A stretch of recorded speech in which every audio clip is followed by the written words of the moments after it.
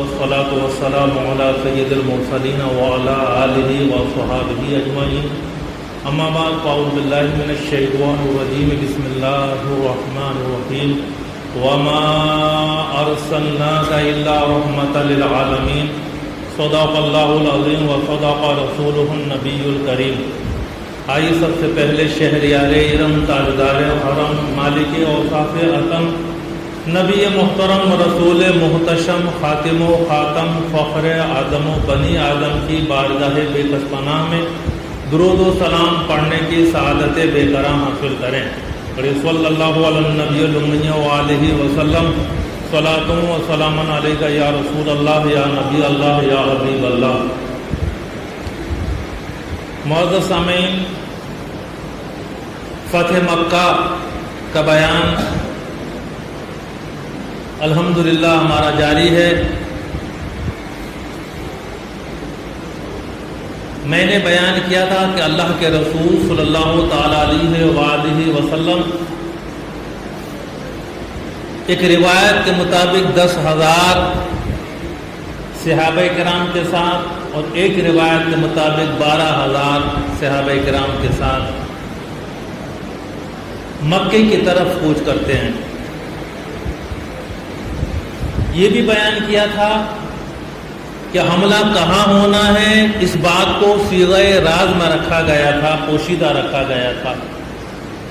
یہ جنگی حکمت عملی کا ایک بہت بڑا تقاضا ہوتا ہے. لیکن بعض صحابہ کرام سے مشورہ بھی سرکار نے طلب کیا تھا، تو سب کو تو نہیں معلوم تھا لیکن بعض کو معلوم تھا. اب یہاں ایک بہت ہی اہم واقعہ رونما ہوتا ہے، وہ یہ کہ ایک صحابی رسول ہیں حضرت حاطب ابن ابی بلتعہ رضی اللہ تعالی عنہ.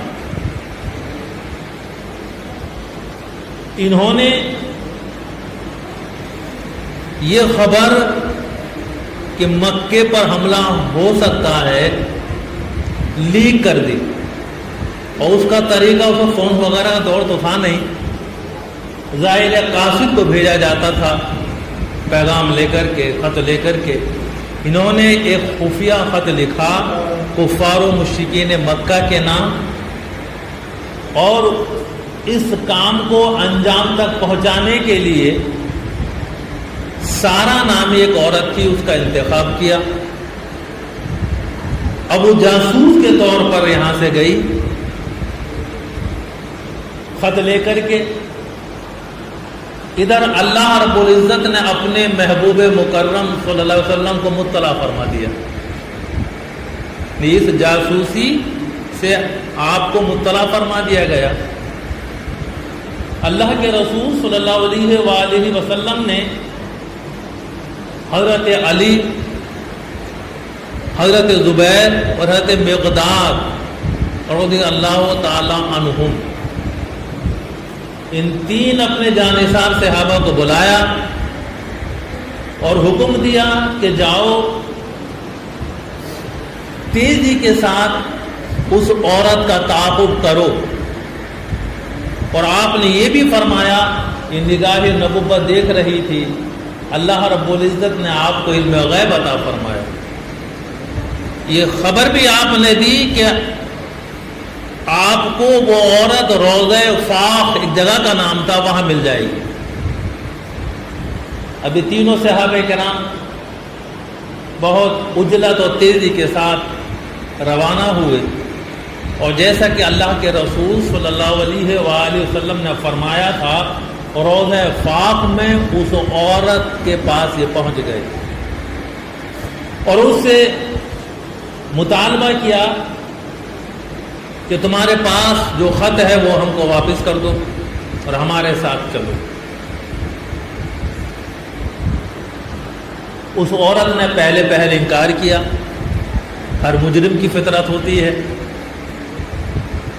تو مولا علی مشکل کشا نے گرجدار آواز میں اس سے فرمایا کہ تم عورت ہو اس لیے ہم تمہارا لحاظ کر رہے ہیں، اور ہمیں مجبور نہ کرو کہ ہم تمہاری تلاشی لیں، کیونکہ ہمیں کسی اور نے نہیں، اللہ کے رسول صلی اللہ علیہ وسلم نے خبر دے کر بھیجا ہے، جو مخبر صادق ہیں، ان کی خبر غلط نہیں ہو سکتی، اور نہ ہم جھوٹ بول رہے ہیں۔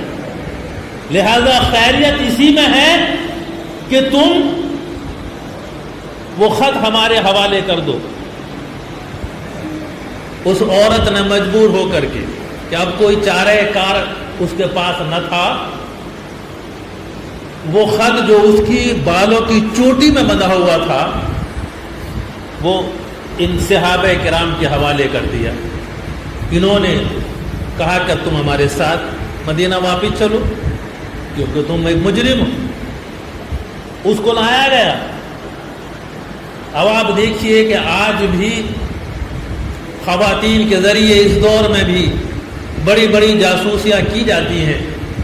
مجھے اس پر کلام کرنے کی ضرورت اس لیے نہیں کہ آپ خبروں کے معاملے میں مجھ سے کہیں زیادہ اپڈیٹ ہیں، سب سنتے رہتے ہیں، اور ان کو جب وہ جاسوسی پکڑی جاتی ہے تو پھر بڑی سخت سزائیں دی جاتی ہیں۔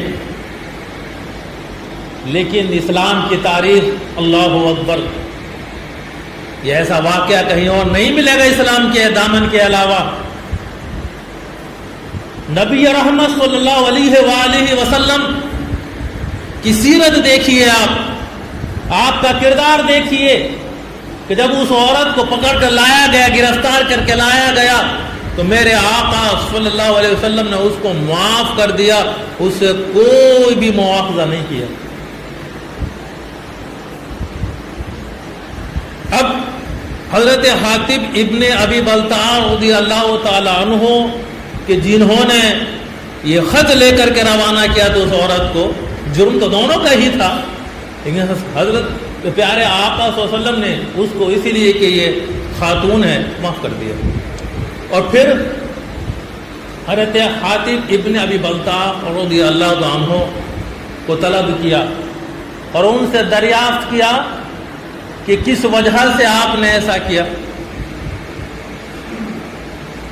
جب سب کے سامنے ان سے کوشچنس ہوئے، حضرت سیدنا فاروق اعظم رضی اللہ تعالی عنہ کہ جن کا جلال بڑا مشہور ہے، عرض کرتے ہیں بارگاہ رسالت میں کہ یا رسول اللہ صلی اللہ تعالی علیہ وسلم، اس نے رسول اللہ کے ساتھ خیانت کی ہے، مسلمانوں کے ساتھ خیانت کی ہے، یہ منافق ہو گیا ہے، آپ مجھے حکم دیں کہ میں اس کی گردن اڑا دوں۔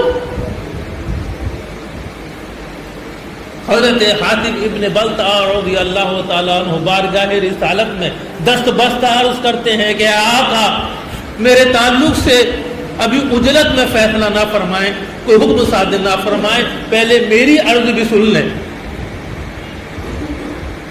کونین کے تاجدار صلی اللہ علیہ وآلہ وسلم نے حکم فرمایا کہ حاتب تم اپنی صفائی میں کیا کہنا چاہتے ہو، تم کو موقع دیا جا رہا ہے، بتاؤ۔ حضرت حاتب ابن بلتع رضی اللہ تعالیٰ عنہ عرض کرتے ہیں کہ آقا کریم آپ جانتے ہیں کہ میرے بچے مکے میں ہیں اور ان کا کوئی نگراں نہیں ہے، میری رشتہ داریاں بھی وہاں پر نہیں ہیں،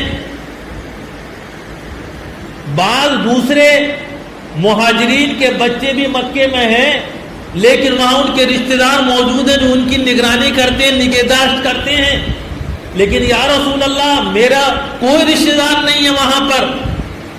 میں نے یہ خیال کیا کہ یہ خط میں کفار و مشرکین مکہ کو لکھ دوں اور ان پر یہ احسان کر دوں تاکہ اس احسان کو مانتے ہوئے وہ میرے اہل و عیال کے ساتھ اچھا سلوک کریں، ان کو ایذائیں نہ پہنچائیں، تکلیفیں نہ پہنچائیں۔ یا رسول اللہ نہ میں اسلام سے پھرا ہوں، مرتد نہیں ہوا ہوں، اور نہ ہی میں نے کوئی دوسرا دین قبول کیا ہے۔ آقا صرف میری نیت یہ تھی، یہی میرے پاس عذر ہے، اب جو فیصلہ ہو آپ فرمائیں مجھے منظور ہے۔ دریائے رحمت جوش میں ہے، حضرت فاروق اعظم بار بار عرض کر رہے ہیں آقا اجازت دیجیے میں اس کی گردن اڑا دوں. حضرت فاروق اعظم سے مخاطب ہو کر نبی رحمت ارشاد فرماتے ہیں کہ اے عمر ان کو چھوڑ دو، اس لیے کہ یہ اہل بدر میں سے ہیں، یہ اصحاب بدر میں سے ہیں، ان میں سے ہیں کہ جنہوں نے بدر کی جنگ میں حصہ لیا ہے. اور اہل بدر کے تعلق سے اللہ رب العزت نے ارشاد فرمایا کہ میں نے تمہیں بخش دیا، اب جو چاہو کرو. تو اہل بدر بڑی فضیلت والے ہیں. اب یہاں پر ہمیں ایک سبق ملتا ہے. آج بہت سے لوگ صرف تاریخ کو کھنگال کھنگال کر اور اپنے چشمے سے تاریخ کو پڑھ پڑھ کر گمراہ ہو رہے ہیں. معاذ اللہ وہ صحابہ کرام کی مقدس ذوات قدسیہ پر انگشت نمائی کرتے ہوئے نظر آ رہے ہیں. ہمیشہ یاد رکھو یہ وہ مقدس گروہ ہے کہ جن کے فضائل ہم قرآن میں دیکھیں، جن کے فضائل ہم احادیث میں دیکھیں. ان میں آپ سے اختلافات بھی ہوئے ہیں، ان سے خطائیں بھی سرزد ہوئی ہیں. اگر ہم ان کو بنیاد بنا کر ان پر انگلیاں اٹھائیں گے تو ہم کون ہوتے ہیں؟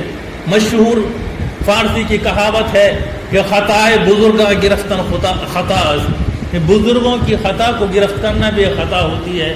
ہماری کیا حیثیت؟ پیارے آقا صلی اللہ علیہ وسلم نے یہ حوالہ بھی دیا کہ اہل بدر میں سے ہیں. اللہ تو علیم و خبیر ہے، اس کے علم میں یہ بھی تھا کہ آگے کیا کریں گے. یہ آپ نے وہ نمونہ پیش کیا رحمت کاملہ کا کہ حضرت حاتب ابن ابی بلتع رضی اللہ تعالی عنہ کو معاف کر دیا. اب یہ قافلہ روانہ ہوتا ہے، روا دوا ہے، راستے میں دوسرے قبیل کے لوگ بھی اس میں شامل ہوتے ہیں. حضرت عباس رضی اللہ تعالی عنہ جو سرکار صلی اللہ علیہ وسلم کے سگے چچا ہیں، یہ مکے سے روانہ ہو کر کے مدینہ شریف جا رہے تھے کہ راستے میں سرکار سے ملاقات ہوئی. اسلام انہوں نے پہلے ہی قبول کر لیا تھا، سرکار کے ساتھ شامل ہو گئے. ادھر ایک اور شخص جن کا نام ابو سفیان بن حارث بن عبد المطلب ہے. اب یہاں یہ وضاحت ضروری سمجھتا ہوں کہ حضرت ابو سفیان جو حضرت امیر معاویہ کے والد ہیں اور وہ بھی فتح مکہ کے موقع پر ایمان لائے ہیں، ان کا واقعہ بعد میں آئے گا. وہ ابو سفیان علیحدہ ہیں کیونکہ مشہور وہی زیادہ ہیں. یہاں میں جو بات کر رہا ہوں ابو سفیان کی، یہ وہ ابو سفیان نہیں ہے بلکہ پیارے آقا صلی اللہ علیہ وسلم کے چچا زاد بھائی ہیں اور رضائی بھائی بھی ہیں، دوسرے کے بھائی بھی ہیں. ہوا یہ کہ ابو سفیان بن حارث بن عبد المطلب سرکار کے ہم عمر بھی تھے، رضائی بھائی تھے تو ہم عمر تھے، ظاہر ہے چچا زاد بھائی بھی تھے، بڑی قربتیں تھیں دونوں میں. لیکن جب پیارے آقا صلی اللہ علیہ وسلم نے اعلان نبوت فرمایا تو دیگر کفار و مشرکین مکہ کی طرح سے یہ بھی اسلام کے بانی اسلام کے دشمن ہو گئے. اور ابو سفیان نے اپنے قصیدوں میں سرکار کی ہجو کی، سرکار کی مذمت ناشار کہے، جس سے پیارے آقا صلی اللہ علیہ وسلم کو بڑی تکلیف پہنچی. اور ہونی بھی چاہیے تھی کہ اپنے لوگ جب ایسا سلوک کرتے ہیں تو احساس اور شدت زیادہ ہوتی ہے. لیکن ہوا کیا، کس طرح سے ان کی قسمت کا ستارہ چمکا، حالات نے کیسے کروٹ لی، یہ بھی ایک تاریخ کا روشن باب اور سننے کی چیز ہے. جب اسلام ترقی کرنے لگا، صلح حدیبیہ بھی ہو گئی، لوگ تیزی اسلام میں داخل ہونے لگے اور کفار و مشرکین مکہ نے خود اسلام کو ایک لشکری قوت و طاقت کے طور پر مانیتا دے دی، اس لیے کہ ان سے صلح کی. صلح کمزوروں سے نہیں کی جاتی. تو عزیزان گرامی، انہیں لگا کہ اب میرے لیے کوئی جگہ یہاں باقی نہیں ہے۔ یہ پناہ لینے کے لیے ابو سفیان بن حارث بن عبد المطلب قیصر روم کے دربار میں چلے گئے۔ ظاہر ہے وہ بھی اسلام دشمن تھا، پناہ مانگی تو انہوں نے کہا اپنا تعارف کراؤ۔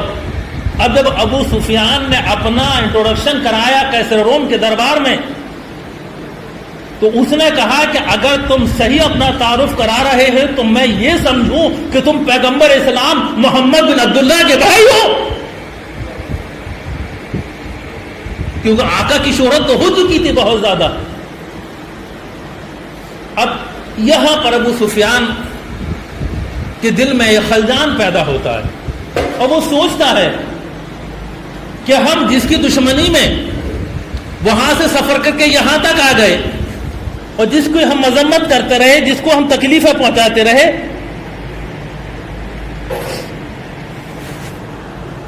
تو ہمارا تو تعارف بھی اسی کے ساتھ ہو رہا ہے، ہماری تو پہچان بھی انہی کے ساتھ ہو رہی ہے، تو کیوں نہ ہم اسی کی اطاعت کو قبول کر لیں۔ وہاں سے واپس آئے، گھر لوٹے مکے میں، اور اپنے ان کے بہت ایک ہمراز اور قریبی دوست تھے عبداللہ ابن ابی امیہ، یہ بھی اسلام دشمنی بڑا پیش تھا، سرکار کو بڑی تکلیف اس سے بھی پہنچی تھی۔ اس سے مشورہ کیا کہ یار میں وہاں گیا تھا، اسی سے معاملہ ہوا، تو ہماری تو شناخت و پہچان ہی اب محمد عربی کے ذریعے ہو رہی ہے، تو کیوں نہ ہم اسلام کو قبول کر لیں، کیوں نہ ان کی اطاعت کا پٹا اپنے گلے میں ڈال لیں اور سرخ رو ہو جائیں۔ اس نے کہا کہ میرے بھی یہی مشورہ ہے، چلو دونوں ساتھ ساتھ چلتے ہیں۔ اب یہی وہ موقع ہے کہ سرکار صلی اللہ علیہ وسلم فتح مکہ کے لیے نکلے ہیں۔ راستے میں یہ دونوں حضرات پہنچ جاتے ہیں اور سرکار کو خبر بھجواتے ہیں کہ ہم لوگ شرف ملاقات چاہتے ہیں۔ اللہ کے رسول صلی اللہ علیہ وآلہ وسلم نے جب دونوں کے نام سنے تو آپ نے منع فرما دیا کہ مجھے ان کی کوئی ضرورت نہیں۔ اب سرکار صلی اللہ علیہ وسلم کے ساتھ میں اس سفر میں حضرت ام سلمہ رضی اللہ تعالی عنہ بھی ہیں، آپ کی زوجہ محترمہ۔ وہ بارگاہ رسالت میں عرض کرتی ہیں کہ اے آقا کریم صلی اللہ علیہ وآلہ وسلم، ان میں ایک تو آپ کا چچا زاد بھائی ہے اور ایک میرا سوتیلا بھائی ہے، عبداللہ ابن ابی امیہ جو ہے ان کا سوتیلے بھائی۔ تو جب اے آقا آپ سب کو اپنی رحمت سے نواز رہے ہیں تو ان کو کیوں محروم رکھ رہے ہیں؟ وہ سفارش کرتی ہے بارگاہ رسالت میں۔ ادھر اسی اثنا میں جب یہ خبر ابو سفیان بن حارث کو پہنچتی ہے کہ سرکار نے منع فرما دیا تو اس نے کہا کہ اب میں کہیں اور جانے والا نہیں ہوں، میں اپنے بیٹے کا ہاتھ پکڑوں گا اور صحرائے عرب میں جس کی کوئی انتہا نہیں ہے چلا جاؤں گا، چلتا رہوں گا یہاں تک کہ بھوک اور پیاس سے ہم دونوں اسی جنگل میں مر جائیں گے اگر سرکار مجھے قبول نہیں کریں گے۔